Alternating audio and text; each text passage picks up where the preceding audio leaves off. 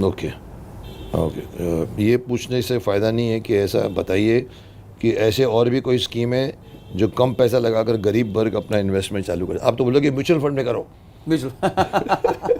आप तो अपनी बात करेगा। ये सिंपल क्वेश्चन है। और कोई भी ऐसे है स्कीम जो आप गरीबी को बोलो कि आप ये करो? I don't think this something. Sir देखिए, मैं स्टॉक मार्केट में ना या म्यूचुअल फंड्स में एक बात करते हैं कि आप अगर ये पूछोगे कि मैं 20 साल में नहीं, थोड़ा जल्दी अमीर बनना चाहता हूँ, तो मैं बोलूँगा अगला विकल्प 30 साल है। तो आप बोलोगे ये कैसी बात कर रहे हो, मैं तो जल्दी बोल रहा था, आपको 15 बोलना चाहिए था। जब आप थोड़ा भी जल्दी मचाओगे ना सर, तो आप एक ऐसी गलती करोगे जो आपके रिटर्न्स को 10 साल पीछे खींच देगा। तभी कहते हैं कि कोई भी काम हड़बड़ी में नहीं करना। वो कहते हैं सर, ट्रक के पीछे मैंने बड़ी अच्छी लाइन पढ़ी थी कि धीरे धीरे चलोगे तो बार बार मिलेंगे, धीरे धीरे चलोगे तो बार बार मिलेंगे, ज्यादा जल्दी मचाओगे तो हरिद्वार मिलेंगे। ये बात तो सही है। इन्वेस्टमेंट में भी यही है, धीरे धीरे। सर मैं आपको एक कहानी सुनाता हूं, और ये एकदम रिकॉर्डेड स्टोरी है। एक व्यक्ति थे, वो जैनिटर थे यूएस में, झाड़ू पोछा मारने। अच्छा। बड़ी कम तनख्वाह।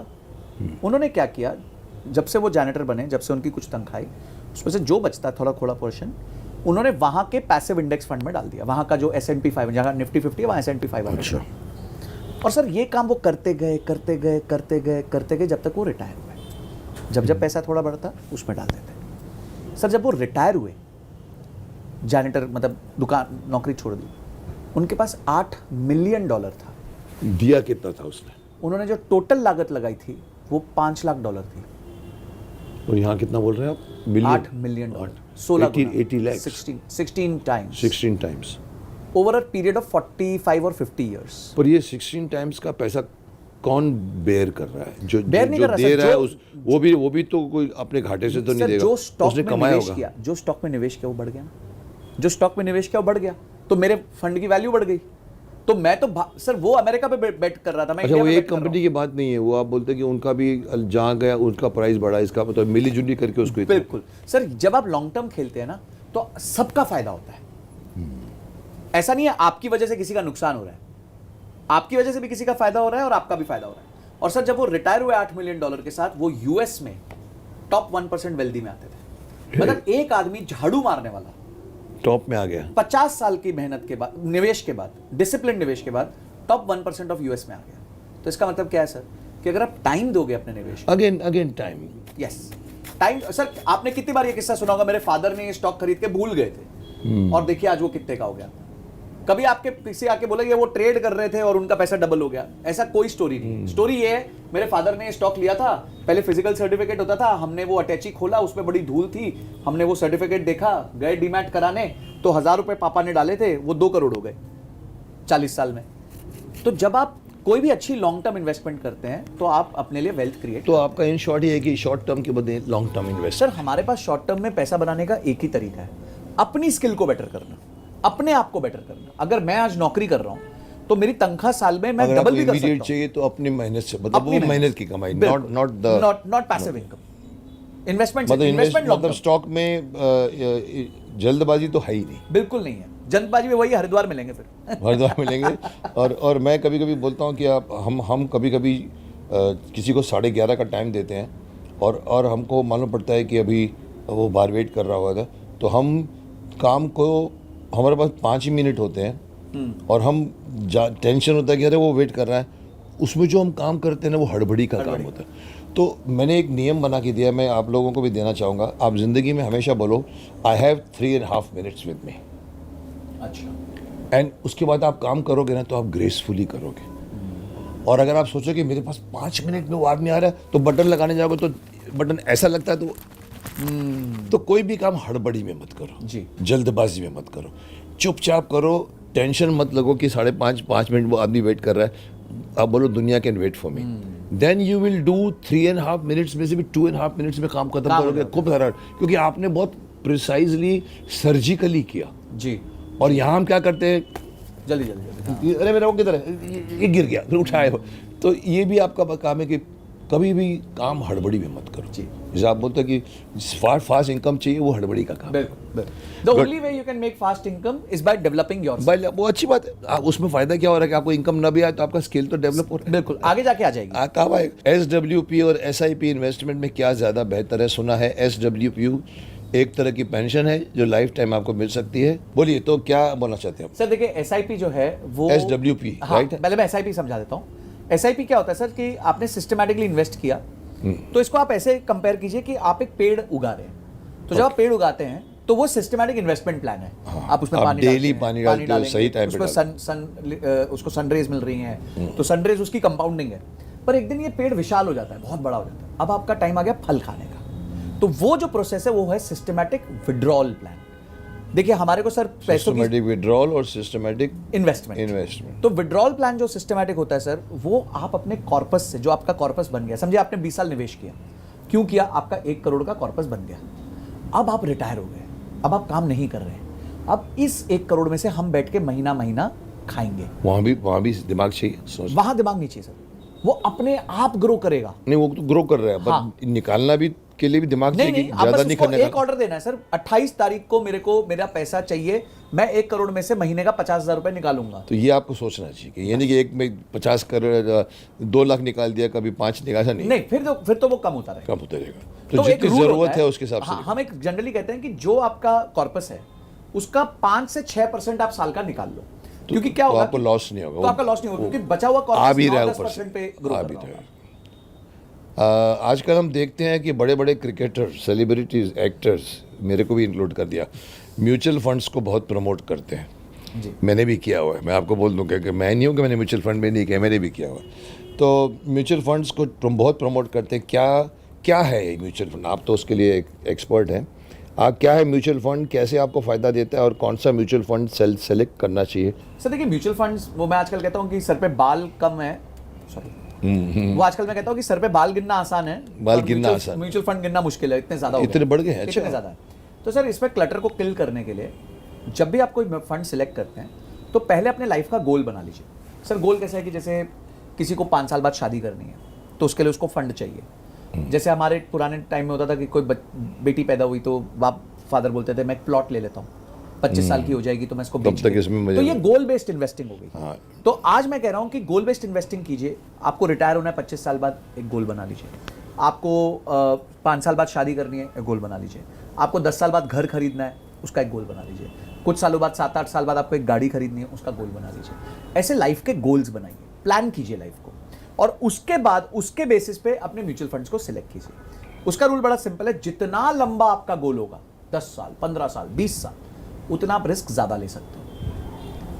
तो जितना आप रिस्क ज्यादा ले सकते हो उतना आप छोटी और मध्य वर्गीय कंपनीज में निवेश कर सकते हो, म्यूचुअल फंड के थ्रू, डायरेक्ट नहीं, म्यूचुअल फंड के थ्रू। और जितना आपका गोल पास में है, 2 साल, 3 साल, 5 साल, 6 साल, तो आपको थोड़ा इक्विटी से कम, थोड़ा एफडी में ज्यादा, लिक्विड फंड्स में ज्यादा, मतलब वो श्योरिटी वाली जगह पे जाओ, श्योरिटी वाली जगह कितना रिस्क डूब ना मत जाए। रिस्क मत हाँ, लो। क्योंकि 3 साल बाद आपको शादी करनी है और आपको 10 लाख रुपए चाहिए, पता चला कि मार्केट ही डूब गई, मार्केट ही डूब गई, तो आपने डाले थे इसलिए- वो 5 लाख रह गए, तो आपकी शादी नहीं तो होगी। अगर शॉर्ट टर्म हो तो फिर आप रिस्क मत कब लीजिए, लीजिए? लॉन्ग होगा तो रिस्क। लॉन्ग तो अच्छे से रिस्क लीजिए, कोई चक्कर नहीं है। पर ये कितने लोग करते हैं हमारे सर आम बताया ना, 100 जनता में में? से 11 लोग बचते हैं 5 साल बाद।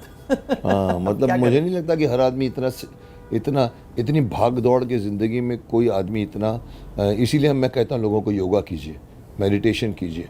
योगा मेडिटेशन में आपका कंसंट्रेशन यहाँ आ जाता है, तो आप सही डिसीजन लेते ले हो। सकते हम क्या करते हैं, कुछ खाते पीते भागते करते थके हुए माइंड में से डिसीजन लेते हैं, ये रोड है, 2 रोड है, कहाँ जाना है, अरे इधर ट्राई करते हैं, रॉन्ग घुस जाते हैं। हाँ, तो आई थिंक हमारा शरीर ही ऐसा बना हुआ है कि हम अपने शरीर के दिमाग का 12%, ये हमारे जो विवेकानंद जी बोलते हैं 12% से ज़्यादा ब्रेन यूज़ नहीं किया है उन्होंने। राइट। ये ब्रेन इतना विशाल है। वो तो उन्होंने यूज नहीं किया सर, हम तो मेरे को लगता है, मैं तो इसीलिए ये बोलना, इसीलिए मैं तो अब इसमेन घुस गया हूँ, तो मुझे मालूम है कि आप मेडिटेशन करिए सर, आप करेक्ट डिसीजन लेंगे। क्योंकि आपकी पूरी, जैसे हम कहते हैं कि यहाँ से सन रेज आ रही है और इसके ऊपर गिरती, कुछ नहीं होता है, आप बीच में एक वो लगा देते हो और 2 मिनट में वो जलने शुरू होती है, क्योंकि रेज कॉन्सेंट्रेट हो गई। आपकी 100% एनर्जी में 25% भटक रही है, 30% वहाँ है, 5% यूज़ कर रहे हो, तो इसको हम बोलते हैं रेस्टलेसनेस कम करो। कम हो जाता है। हम रेस्टलेसनेस में जीते हैं पूरी ज़िंदगी, इसीलिए जो आप बोलते हो कि कोई आदमी बैठ कर प्लान करे, आई डाउट इट। वो प्लान करने बैठेगा, बोले यार वो बीवी बुला रही है, मैं बाद में पकड़ता हूँ। आके देखते हैं, लास्ट सवाल मेरा ये है, नहीं अभी और भी है साहब। हर्षद मेहता और राकेश झुनझुनवाला को बुल और बियर क्यों कहा जाता है? Interesting question. कैसे ये इतना बड़ा नाम बन गया है? देखिए बन गए बुल। वैसे दोनों ही बुल हैं। दोनों बुल बोलते दोनों हैं। ही बुल थे। बट हाँ, राकेश जी ने तो अपना पहला जो काम चालू किया था बेयर के एंगल से किया था, मतलब ऐसा बेयर थे वो। बेयर बोले तो मतलब जो मार्केट को नीचे घसीटते हैं, इसको बेर बोलते हैं। हाँ, और बुल मतलब जो जब बुल का फेस दिखा दे हाँ, ऊपर जा लेके रहा जाता है। तो जब क्या कहते हैं, राकेश जी थे, उन्होंने जब अपना करियर स्टार्ट किया था, वो चार्टर्ड अकाउंटेंट, तो उन्होंने एज अ बेयर कार्टेल में ही स्टार्ट किया था।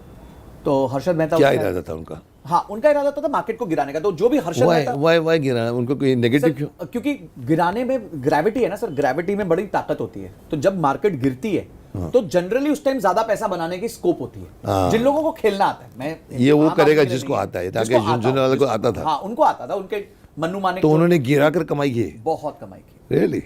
तो जब उन्होंने गिराया, उसके बाद जो पैसा कमाया, उससे फिर उन्होंने वापस फिर बुल बन गए और फिर उन्होंने लॉन्ग टर्म लंबी इन्वेस्टमेंट करी। मतलब गिरा के प्राइस कम होगी, खरीद लो। हाँ, और प्लस पैसा भी बना। और खरीद लो और फिर वो उठेगा तो वो बेच दो। ऐसा? बिल्कुल। फिर ट्रेडिंग भी करी, इन्वेस्टिंग भी करी उन्होंने। और टाइटन खरीदा था हर्षद मेहता तो खैर बहुत बड़ी बात करी थी उस जमाने में, तो आई थिंक स्टार थे वो जी। उन्होंने क्या किया था सर? उन्होंने देखिए क्या किया था, उन्होंने एक लूप होल को जो है पकड़ा अपने फेवर में और अपने फेवर में यूज किया। बहुत खतरनाक तरीके से। Would you call him a criminal? Sir देखिए, ये तो हमेशा से एक वो क्वेश्चन है, क्या कहते हैं, स्टार तो थे ही। हाँ, उन्होंने डेफिनेटली कुछ रूल्स को मेंड किया, जो बैंकों को यूज किया है, बैंकों को बहुत मिसयूज किया और अपने लिए वेल्थ। और सर देखिए, उन्होंने, उनकी वजह से ना आम निवेशकों का बहुत फायदा हुआ, नुकसान हुआ।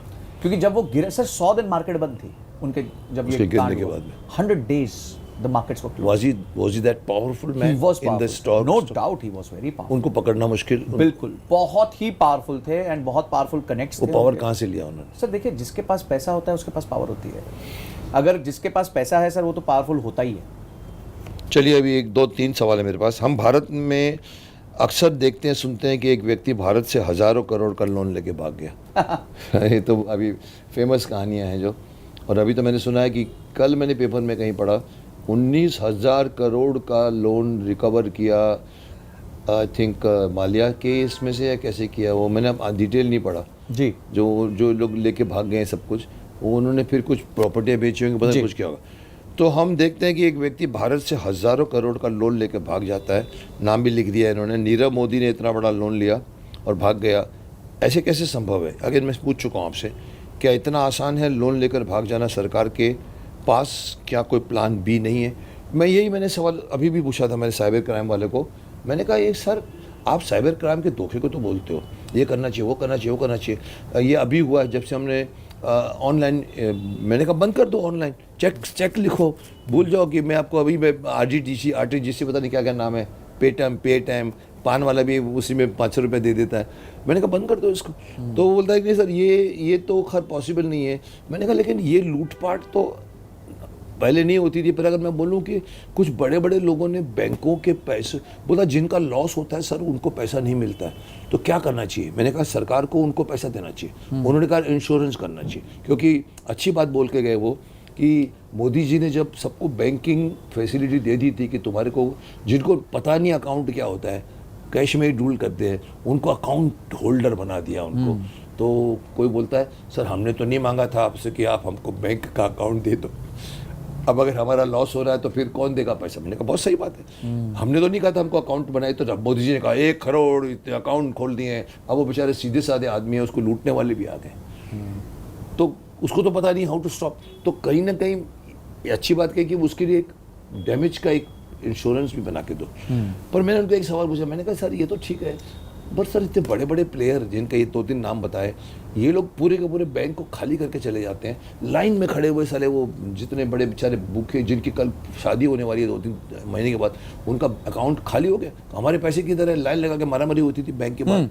तो उसका कौन जिम्मेदार? तो देना चाहिए सरकार को। तो उस वक्त भी ऐसे घपले करके चले गए।